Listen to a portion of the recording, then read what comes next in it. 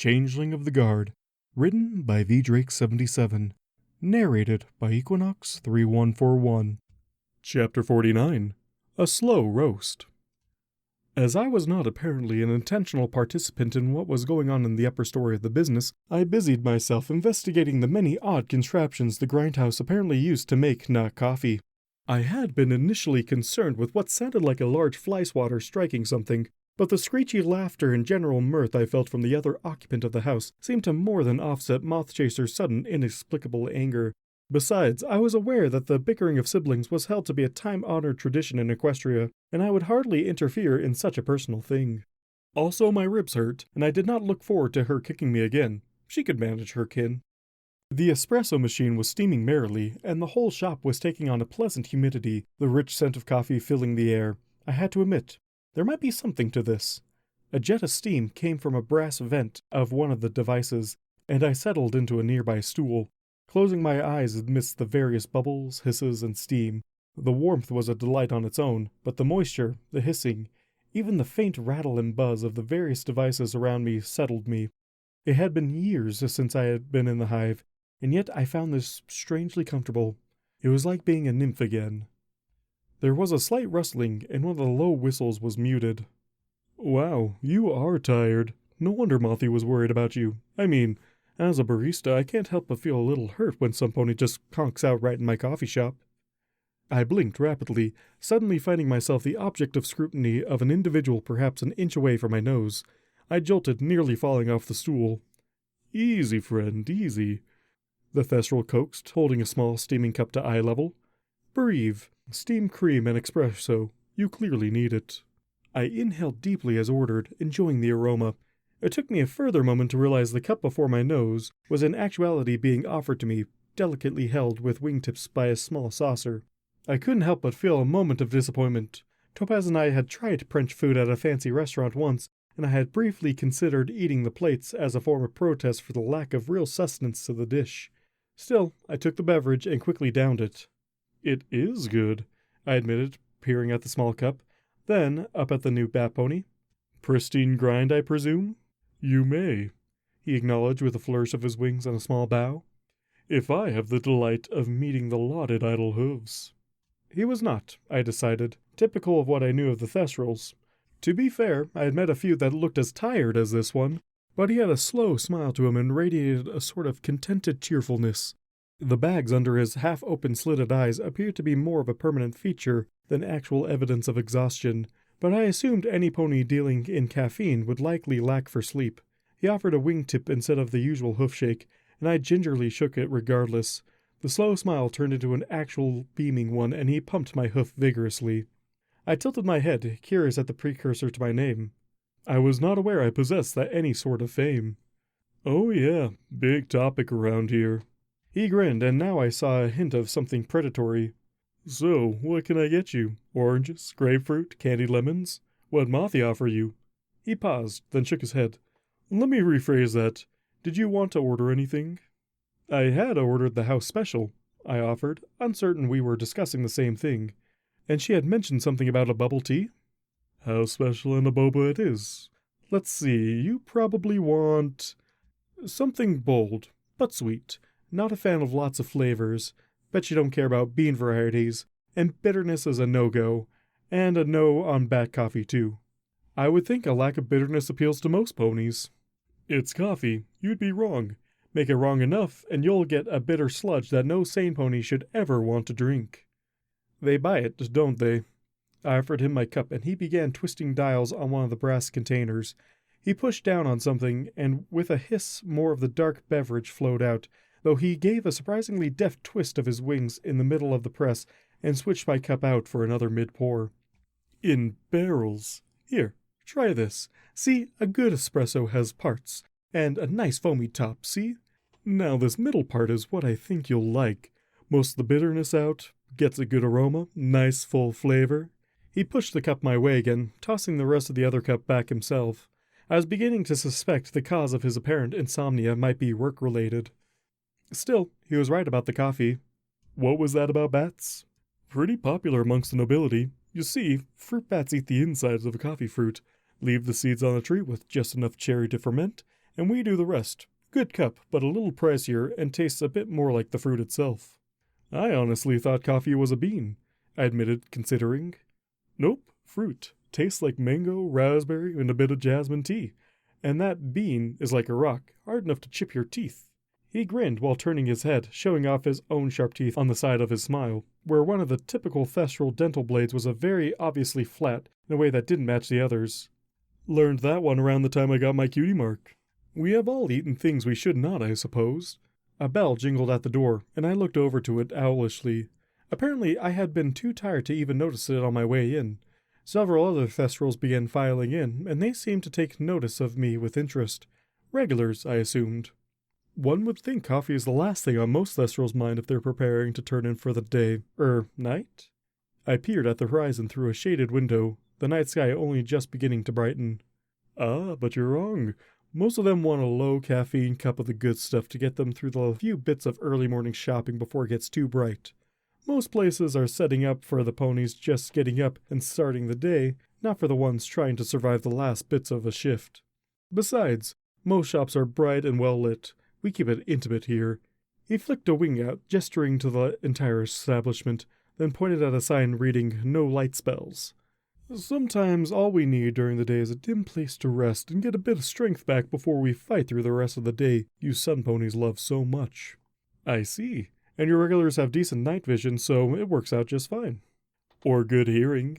He clicked his tongue at me, and I stared blankly. You know, like... He made the expression again without such a loud click. I began to wonder if lack of sleep was taking an unusual toll on him. I have no idea what you're doing. One tufted ear flicked, the other flattening. Echolocation, mine isn't so great, but a lot of us, it's like sound photography or more like a short-range topographical map. I was intrigued. Like a plaster cast of your surroundings? The ear shot up. Yeah, that's a good way to look at it. The higher you pitch it, the finer and finer detail you get back. Like thinner plaster gets more detail. I mean, making sound models of ponies and things is a tradition. Foes collect them. A master crafts pony can give you something that looks like a block, but sounds like a pony. Fascinating. Perhaps we should bring more thestrals into the day guard.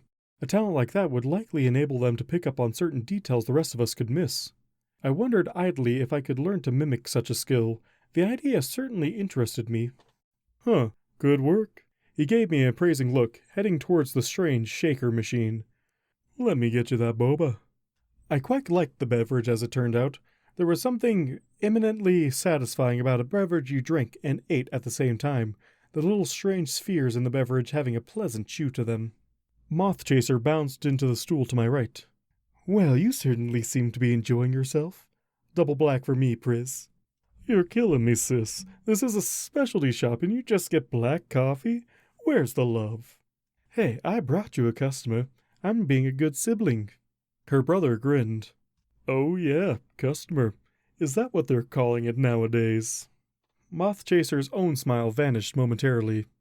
Okay, customer/coworker. Poor guy was too tired to know what he was even in for, sis. I am appalled. I am quite enjoying myself, to be honest. It is good to relax a bit.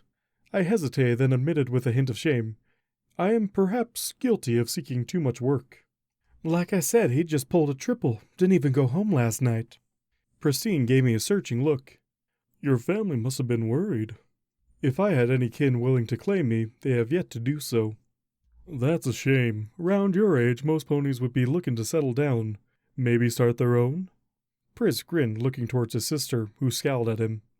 Duty always comes first, I admonished, enjoying my tea. You know, it's funny. Mothy tells our parents the same thing. I keep telling her with all the stallions around her in the guard, she shouldn't have any trouble finding one to her tastes. She is a fine example of a guards mare. I would tend to agree with you. Pris?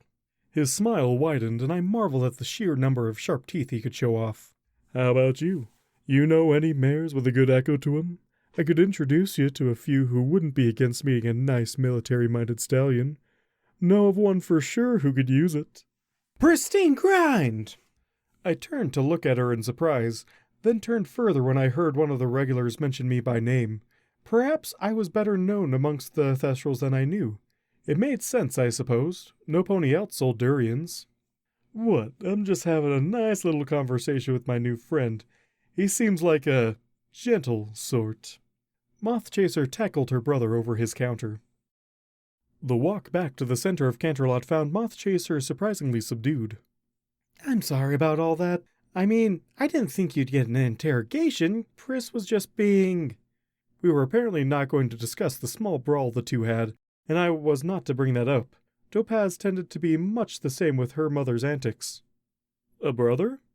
A bother, she groused.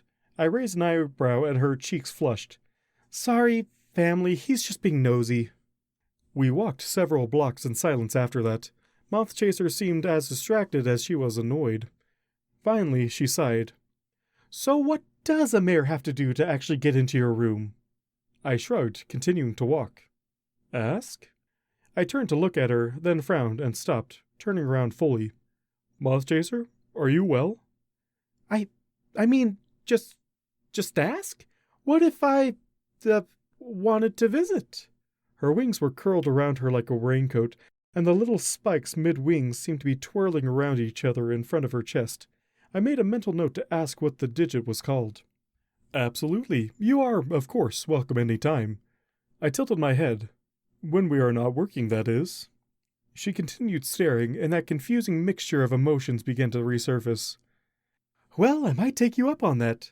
She began striding forward again, suddenly as confident as the element of loyalty herself as she passed me. How strange. I look forward to it. She stumbled, looking back, blushing heavily. She gave a little snort, then giggled, cleared her throat, and took off into the sky without another word. Now that was beyond peculiar, even for her. Perhaps it was a Thestral thing, or even a Pegasus thing. I would ask Topaz.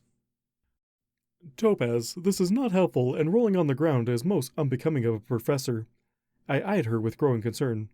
Cackling is not an improvement. So what you're telling me is that all these years... She struggled to catch her breath. You've been putting the sock on your doorknob? A most unladylike snort here, though her humor was becoming contagious at this point. To keep ponies from interrupting you with other changelings? And that is why you got this reputation as a Canternova? I do not know what reputation I have outside of being an upstanding guard. You are the second today to bring it up. I tilted my head. A Canternova is a good thing, yes? Oh, idle! She rubbed at her jaw with a hoof, slowly getting herself back under control with a slow shake of her head. It... kind of? Look, the sock on the door indicates you don't want to be disturbed. Yes, for... reasons. I motioned her to continue, still not getting her point. Reasons such as desiring privacy with a companion, yes. I swear, it's like you're doing this on purpose. Reasons such as desiring privacy with a companion for intimacy, idle? But that would be literally dozens of ponies, male and female, over the period of a decade, I protested. She nodded too vigorously. Yeah, it would. Ponies just lining up at your door, waiting for it. The mare wiggled her eyebrows suggestively, and I was again reminded how often she spent time with Princess Cadence these days. Far from amused, I was aghast. I am the subject of... lewdry? Suspected? Idle, you're apparently been socking your doorknob for years. You're a known ludist. I stared, horrified at this misconception. I was not to do this thing, and I had been flaunting the exact opposite? But, what does that have to do with Mothchaser? You invited her to your room, Idle. I did, yes, but how does that relate? She expects you are going to tie the sock. But she is not a changeling, why would I? I stopped, understanding finally settling in. What? A wing laid on my shoulder. She's been hitting on you for years, Idle. Mothchaser has only ever struck me lightly, I insisted, uncomfortably shrugging off the wing. I did not like this teasing. The look the Golden Pegasus gave me was withering, and I tried not to fidget. You know exactly what I mean. I shook my head. Yes, but I believe you are ludicrously wrong. Based on?